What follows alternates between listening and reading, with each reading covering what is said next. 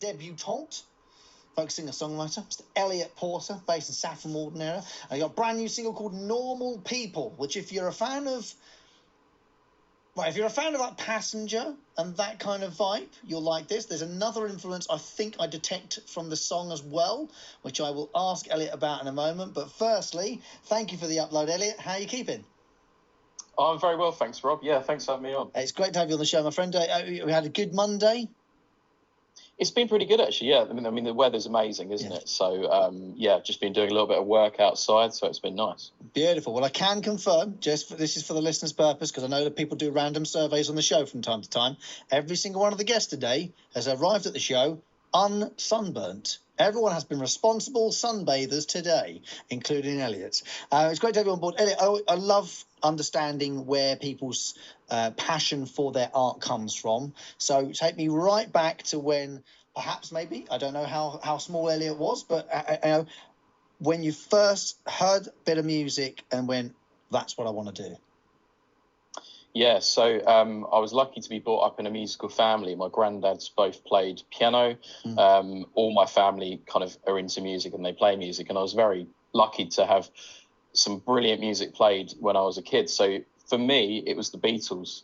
So I used to listen to the Beatles albums literally religiously every day. And I kind of said to myself when I was pretty young, I suppose about 10 or 11 or something, I was like, I want to do that. I want to write songs. Obviously, they're amazing songs, and I was like, I want to do that. Any particular song stand out for you then? Any particular Beatles track for you?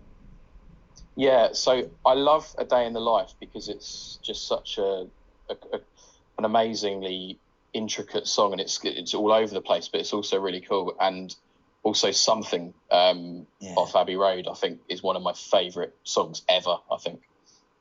I like the thing. I think there's always a musical influence within a person, within a group, perhaps, when people get into music. And I'd like to think that this is somewhat similar to those who get into writing, if it's a passion about books and storytelling and things like that.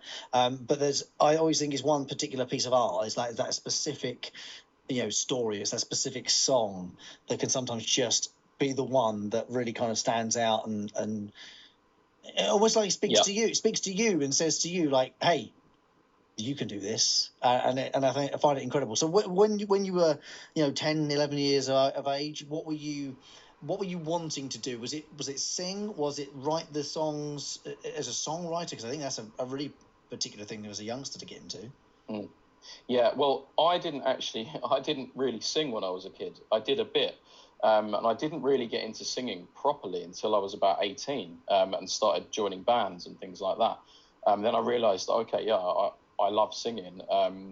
But yeah, initially, I think it was more the songwriting. I didn't really think too much about how I would put the music across or if I would be the singer. I actually just thought, I really want to write songs. I really want to put my feelings across in that way, and then luckily the singing came along as well. So, but it was songs really for me. So you were a fan of stories then? Was it were you books and films? Were you quite a big sort of book and film fan? Were you liked a good story?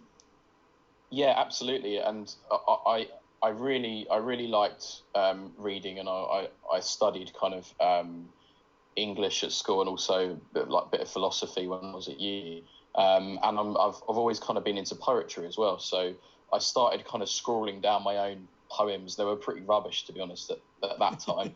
But I kind of thought, I want to do something in terms of writing. So yeah, I love stories, and stories for me are the main part of my songs, I think. Yeah, and I think that's why.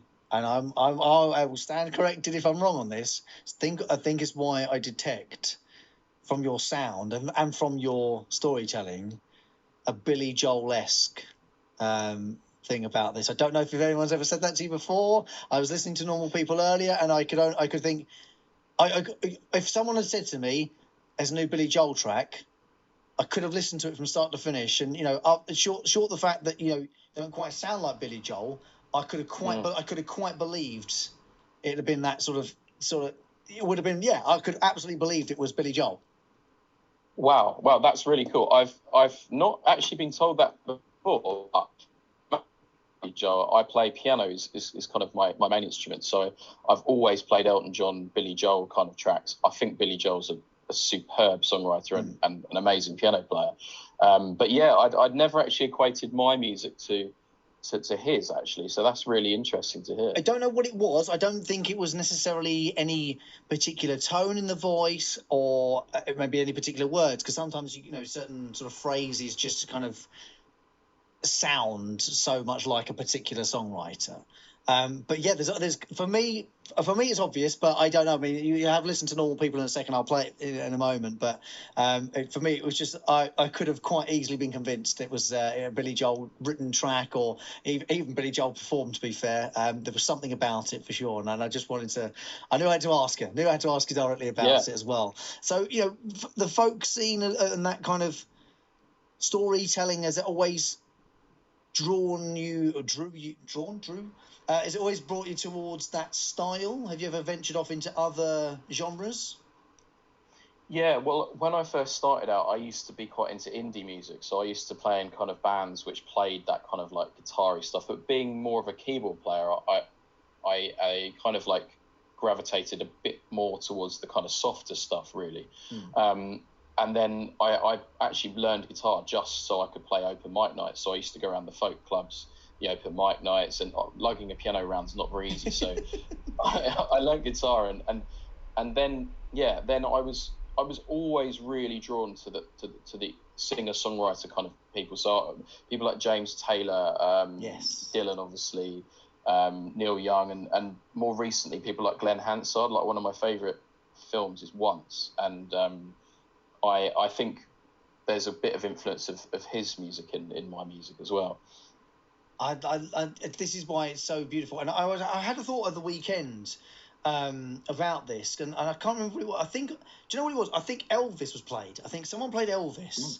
And I was sat listening to it, and for the first time in a very long time, I'll hold my hands up here, I think I listened to it rather than just heard it. And I was listening to it and thinking, can you imagine being like in the 50s, hearing this for the first time, and how mind-blowing it was to kind of hear that sound and those stories being told by the king. And then I thought, well, it's no wonder people didn't try to compete with that in the time, because people hadn't sort of experienced that much of the sort of music. Music was obviously very much of where you lived. But we're so interconnected nowadays, and hearing so much variety of music from all walks of life, from all over the planet, and people amalgamating their styles, people coming from a folk sort of scene and getting together with someone from more of a classical scene, and all of a sudden combining to make something new here, and, you know, rappers and rockers getting together and making something new out of that, and all the other combinations that go as well. I think we will never stop finding new music and making new music, because you've grown up with the combination of songwriters and musicians that you've grown up with, and people behind you will grow up listening to you and listening to others, and you will be their influence, and you're a diluted version, respectively, of all the things you've grown up with. And therefore, the next generation just picks up off what you've got, a little bit of what someone else has got here, and a little bit of something. And for the first time, I've genuinely got really excited for where music might go in the next 10 years. Yeah, I don't know how you feel. I don't know how you feel about where music is right now. Yeah, I feel like music's in a bit of a transition, but there's a new energy now. Obviously, since the kind of pandemic, I think there's a new energy of things being done and things being created, and I actually feel like with the independent music scene as well, I think that's massively strong, and like you say, I think that is kind of opening up more creativity. Kind of independent artists have more control over what they do. They creatively, they can kind of, it's a bit of a blank canvas, and like you say, with the influences that we've all got 50, 60 years of amazing music to look at, haven't we, to kind of mine when we're writing songs. And I see no reason why music can't have a bit of a golden period now, maybe the next. And I think in the 20s. And in the new 20s, as it were. And I think artists are now more in control of what they make, but also who gets it and when they get it as well. You can just say, "Hey, I'm putting a song out on Instagram." Done. It's like it's there, and that's yours. You're in full control of it. I think it'd be very easy to be quite cynical about so many people making music, but actually, where it's even richer. I'm going to make a word up at some point tonight. It's even more rich, a kind of pool of creativity, and it's exciting. I'm really buzzing for where it's going to go next, because I'm sure in the 80s people thought where are we going to go from here, really, and then the 90s came round, and then it's the noughties, and it'll always go, and everyone will have their preferences for sure, and you stick to your guns if you've got a preference. As far as people finding your music though, Elliot, where is the best place for people to kind of reach out and hear more of your work? Yeah, absolutely. So I'm on all the platforms. So you can find me on Spotify. If you go to my website, elliottporter.co.uk, all the social links are on there. So Instagram, Facebook, and there's a link to pre-save Normal People on the website, actually, and also on my Instagram profile. Awesome. Bio. So Elliot is 2 L's, 1 T, by the way, just to clarify, if you're looking him up, elliottporter.co.uk. And without giving too much of a spoiler away about Normal People, which we'll play in just a moment, what is the song about from your point of view? Yeah, so from my point of view, this was a song really born out of lockdown and kind of isolation. It's kind of a love story based on, there was a BBC series called Normal People, which was amazing, and it's set in Ireland, and it's like we were talking about with the music. I identified with that program so much during lockdown, and because we didn't have anything else to really write about, because we weren't out and about doing gigs and meeting people, I kind of centered in on that program, and then the song kind of like developed around it. And obviously, that it is a very personal love story for me, but also I feel like it's mirrored in the TV show as well. So I've taken elements of that and then my own experiences and kind of put them all together. It's that relatability and that tangibility that songwriting has, that I think you have so in such abundance, that makes this such a great track. And also, you mentioned live music. Have you got any gigs lined up that people can kind of keep the diaries open for? I have, actually. Yeah, my first gig back in a venue actually is this Wednesday, August. This one first. The Horn at the Half Moon. Wishing months away. Wednesday night. Sorry, whereabouts? The Horn at the Half Moon in Bishop Stortford, and I'll be playing there, a headline set there, and then I've got a gig in London on the 8th of September at Piano Smithfield as well. So that's going to be my next big London gig. Yeah. Fantastic. Well, head to Elliot's website to keep a track of it and find more music as well, and you can pre-save Normal People to have in your collection.